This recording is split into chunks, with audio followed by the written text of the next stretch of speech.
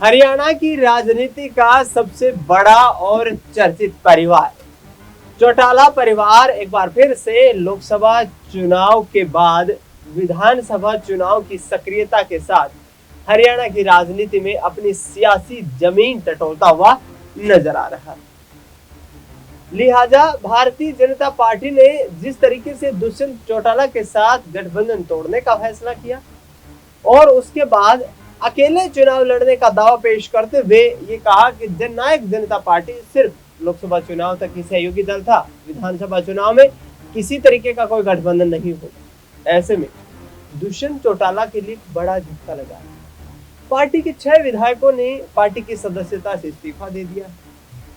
ऐसे में दुष्यंत चौटाला के सामने चुनौती ये बनी हुई है कि आखिरकार जो जननायक जनता पार्टी 10 सीटें जीतकर किंग मेकर की भूमिका में 2019 के विधानसभा चुनाव में दिखाई दी थी, आखिरकार उसका सियासी जनाधार कैसे बचाया जाए।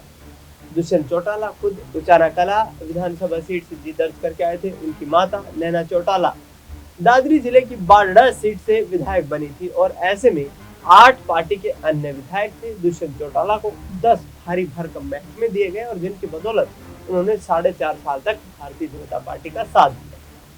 लेकिन अब रणजीत सिंह चौटाला जो कि वर्तमान में सरकार जो नायब सिंह सैनी सरकार थी इसमें बिजली मंत्री की जिम्मेदारी निभा रहे थे, उनको भी यहाँ से बड़ा झटका लगता हुआ नजर आ रहा है।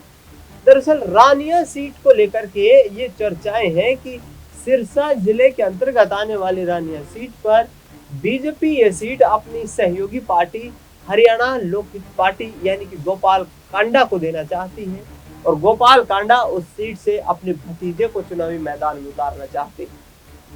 पिछले दिनों रणजीत सिंह चौटाला से सवाल किया गया कि आपके साथ यदि ऐसा होता है, भारतीय जनता पार्टी हाईकमान यदि आपकी टिकट काट देती है तो फिर आप क्या फैसला लेंगे, जिस पर उन्होंने कहा कि मैं कोई भी फैसला लेने के लिए स्वतंत्र हूँ। मेरी परफॉर्मेंस बाकी अन्य मिनिस्टर्स जो रहे हैं उनसे बेहतर रही है। मैं निर्दलीय लड़ूं या फिर कांग्रेस पार्टी से लड़ूं, भारतीय जनता पार्टी से इसे कोई परहेज नहीं होना चाहिए। यानी कि साफ यहाँ पर संकेत देते हुए नजर आ रहे हैं रणजीत सिंह चौटाला। दूसरी तरफ बात करें तो पिछले दिनों पार्टी से बगावती बयान देने वाले राव नरबीर सिंह का भी यही हाल दिखाई दे रहा है। मनोहर लाल खट्टर की सरकार में कैबिनेट मंत्री रहे राव नरबीर सिंह ने अहिरवाल के दक्षिणतम छोर नांगल चौधरी में ऐलान किया था, यदि भारतीय जनता पार्टी उनकी टिकट काट देती है तो नांगल चौधरी से लेकर के और पलवल तक एक एक सीट के लिए भाजपा को यहां जीत के लिए तरसना पड़ जाएगी। यानी कि दोहरी यहां पर कहीं ना कहीं चुनौती आकर के खड़ी होगी, क्योंकि दिग्गज नेताओं की नाराजगी एक तरफ पार्टी को नुकसान पहुंचा सकती है तो दूसरी तरफ यदि अहिरवाल के क्षेत्र से सीटें कम होती हुई नजर आए तो पार्टी यहाँ पूर्ण बहुमत की सरकार बनाने का जो सपना देख रही है उस पर पानी फिर सकता है। लिहाजा 23 अगस्त को और 22 अगस्त को 2 बैठकें होती हैं। यहाँ पर पार्टी की प्रदेश चुनाव समिति की बैठक होती है और उस बैठक में पूर्व राज्यसभा सांसद और एक तरीके से भारतीय जनता पार्टी चुनाव समिति की हरियाणा इकाई की अहम सदस्य डॉक्टर सुधा यादव की तरफ से ये कहा जाता है कि राव नरबीर सिंह के खिलाफ अनुशासनात्मक कार्रवाई की जाए। उस बैठक में राव नरबीर सिंह मौजूद नहीं थे। राव नरजीत सिंह उस बैठक में मौजूद थे, लेकिन राव नरबीर की नाराजगी और उनकी गैर मौजूदगी ये दर्शाती है कि पार्टी संगठन में सब कुछ ठीक चलता हुआ नजर नहीं आ रहा है। लिहाजा आने वाले वक्त में यहाँ पर राजनीतिक परिवर्तन देखने को मिल सकता है। भारतीय जनता पार्टी के लिए दक्षिण हरियाणा गले की फांस बन सकता है। राव इंद्रजीत सिंह कार्य समिति की बैठक में शामिल थे। सूबे के मुख्यमंत्री नायब सिंह सैनी ये कहते हुए नजर आए कि तीसरी बार हम सरकार बनाएंगे और जल्द ही पहली उम्मीदवारों की सूची जारी रहेगी, जबकि प्रदेश अध्यक्ष मोहन लाल बड़ौली ने कहा कि ये जो रिपोर्ट है इसको हाईकमान के सामने पेश किया जाएगा, उसी आधार पर यहाँ उम्मीदवारों के नाम तय किए जाएंगे। लेकिन आखिरकार क्या वाकई में बीजेपी के हाथ से सत्ता फिसलती हुई नजर आ रही है? क्या वाकई में अब पिछले 10 साल का हिसाब हरियाणा की जनता भारतीय जनता पार्टी से मांग रही है?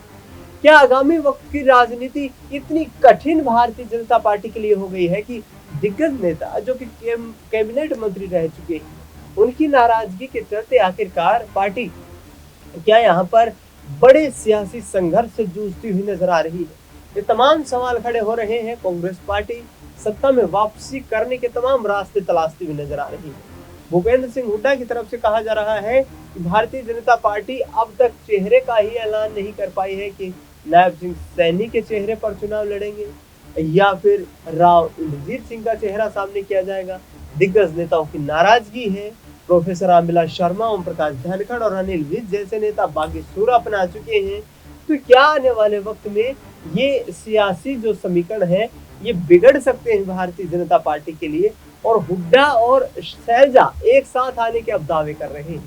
जब हुड्डा से ये पूछा गया कि कुमारी शैलजा को मुख्यमंत्री के पद पर क्या वह देखना चाहेंगे, तो इस पर उन्होंने कहा कि हाईकमान जो फैसला करेगा वो फैसला हमारे लिए सर्वमान्य रहेगा।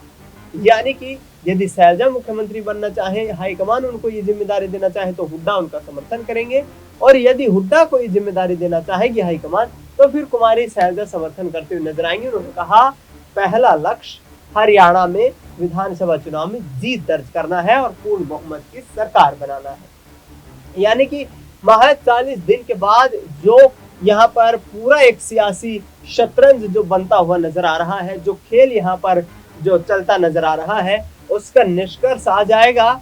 1 अक्टूबर को हरियाणा में विधानसभा के चुनाव के लिए मतदान होना है।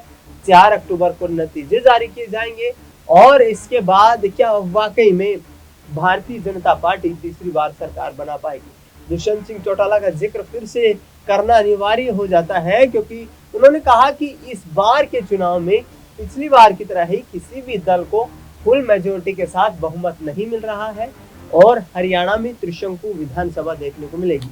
जननायक जनता पार्टी की चाबी वह फिर से हरियाणा की विधानसभा का ताला खोलने का काम करेगी, लेकिन किस तरीके से, क्योंकि 6 सिटिंग विधायकों का पार्टी छोड़ देना, 2 सिटिंग विधायकों पर नाराज नजर आना इस बात के संकेत देता है कि दुष्यंत चौटाला का संगठन जो है वो हरियाणा के विधानसभा चुनाव से पहले काफी कमजोर हो चुका है। लोकसभा चुनाव में हमने देखा कि 10 की 10 सीटों पर जननायक जनता पार्टी चुनाव तो लड़ती हुई नजर आई, लेकिन वहां पर झटका लगा इसलिए क्योंकि 10 की 10 सीटों पर पार्टी के प्रत्याशियों की जमानत जब्त हो गई। ऐसे में आने वाला वक्त राजनीतिक गतिविधियों को देखा जाए तो यहाँ पर चुनौतीपूर्ण होने वाला है। हरियाणा की विधानसभा चुनाव का बिगुल बज चुका है। एक तरफ नायब सिंह सैनी सत्ता में तीसरी बार यहाँ पर जीत के सपने देख रहे हैं, तो दूसरी तरफ कांग्रेस पार्टी इस उम्मीद में है कि 10 साल के सूखे को खत्म करके प्रदेश की जनता इस बार उन्हें अपना आशीर्वाद देगी। आखिरकार किसको सफलता मिल पाएगी ये 4 जून को स्पष्ट हो पाएगा। आपकी क्या राय प्रतिक्रिया हमें कमेंट बॉक्स में जरूर बताएं। देश दुनिया की तमाम बड़ी खबरों के लिए आप देखते रहिए SPN9 न्यूज।